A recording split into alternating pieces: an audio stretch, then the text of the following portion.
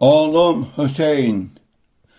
Kanına kalkan olan oğlum Hüseyin, ümmete kurban olan oğlum Hüseyin. Kanına kalkan olan oğlum Hüseyin, ümmete kurban olan oğlum Hüseyin. Kim seni gark etti kızıl kanına, nice deyip sineyi suzanına. Fatime kurban yaralı canına, lepleri etşan olan oğlum Hüseyin. Merhem olup gitti esasın senin, olmadı bir kez tutayasın senin. Bezhanı eyninde libasın senin, sinesi suzan olan oğlum Hüseyin. Kanına kalkan olan oğlum Hüseyin, ümmete kurban olan oğlum Hüseyin. Kanına kalkan olan oğlum Hüseyin, ümmete kurban olan oğlum Hüseyin.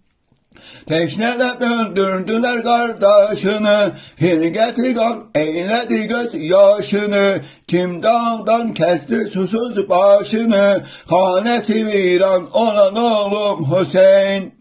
Beslemişidim seni sinemde ben, gül bedenin kaldı yer üstünde sen. Yok sana bir kabir kazan defneden, peyker üryan olan oğlum Hüseyin. Geldi anan dur başının üstüne, besne salım yarelerin üstüne. Kibir gelir heymelerin üstüne, heymesi talan olan oğlum Hüseyin. Kanına kalkan olan oğlum Hüseyin, ümmete kurban olan oğlum Hüseyin. Kanına kalkan olan oğlum Hüseyin, ümmete kurban olan oğlum Hüseyin.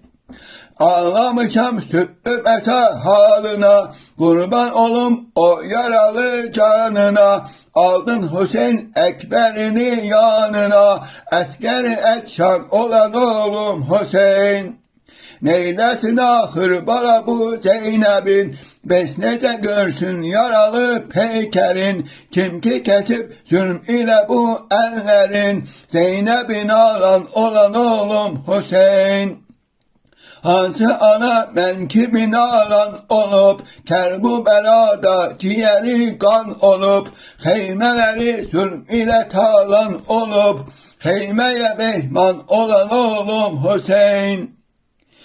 Sen nece sabrettin oğul gamlere, Firget Abbas'ı Ali Ekber'e, oklara nişanı Ali askere, bağrı kızıl kan olan oğlum Hüseyin. Sen ki imam idin ahır ümmete, nur-u hidayet bu yaban millete. Saldılar ahır senimin zillete, takire yeksan olan oğlum Hüseyin. Kanına kalkan olan oğlum Hüseyin, ümmete kurban olan oğlum Hüseyin. Kanına kalkan olan oğlum Hüseyin, ümmete kurban olan oğlum Hüseyin. Nöhre tamam oldu keniz ağlaram, başıma ben indi kara bağlaram. Oğlum Hüseyin'e ben eza saklaram. Ey kefeni olmayan oğlum Hüseyin, ey kefeni olmayan oğlum Hüseyin.